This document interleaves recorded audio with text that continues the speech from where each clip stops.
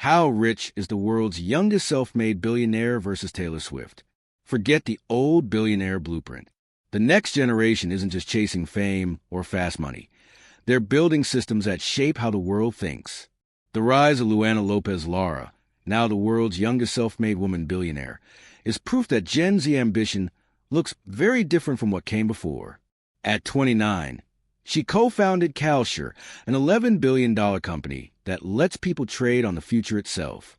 And in doing so, she's rewriting what power, success, and wealth mean in the modern age. Taylor Swift versus Luana Lopez Lara. It's not a rivalry, it's a shift.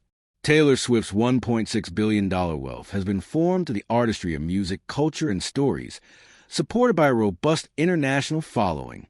By contrast, Luana builds her wealth through creating infrastructure for Kalsher, which is not music-related. Kalsher does not provide products related to the sale of songs. It provides probability. What would it look like to market our political system? To market our economy? To market our sports teams? Kalsher builds a marketplace around tangible things in the real world. Why Kalsher hits different? Kalsher is not like other technology businesses. It is building a brand new, regulated asset class, prediction markets.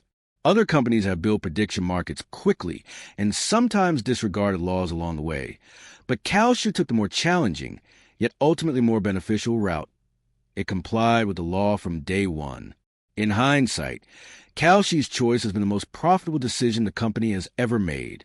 After getting federal approval, Kalsher operated for several years without products, but later won its historic legal decision allowing prediction markets to be used for U.S. elections, thus allowing betting on U.S. elections legally after more than 100 years.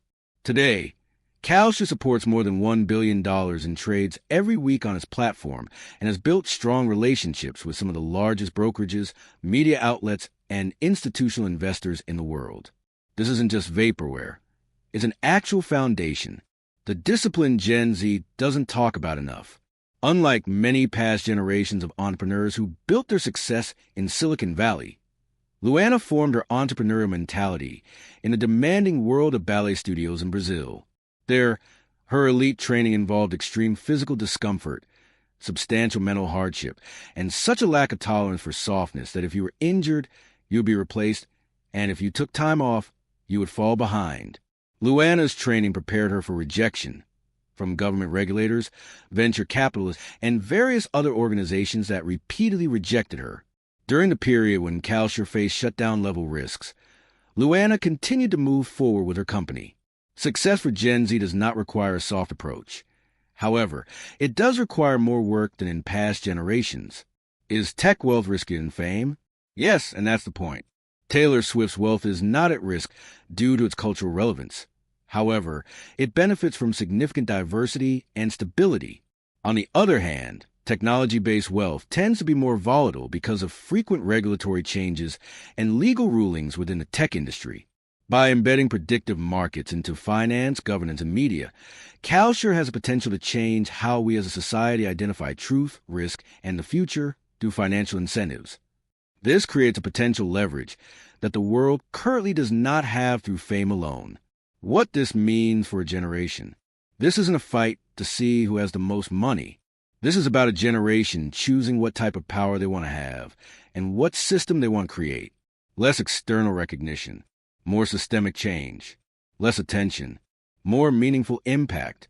Luana Lopez Lara isn't just another billionaire. She represents a broader trend. A new generation of leaders will not wait for permission to act, nor will they fear regulation, and nor will they equate comfort with success. The future is not to be predicted. Rather, it is being created by individuals willing to take big risks on their beliefs.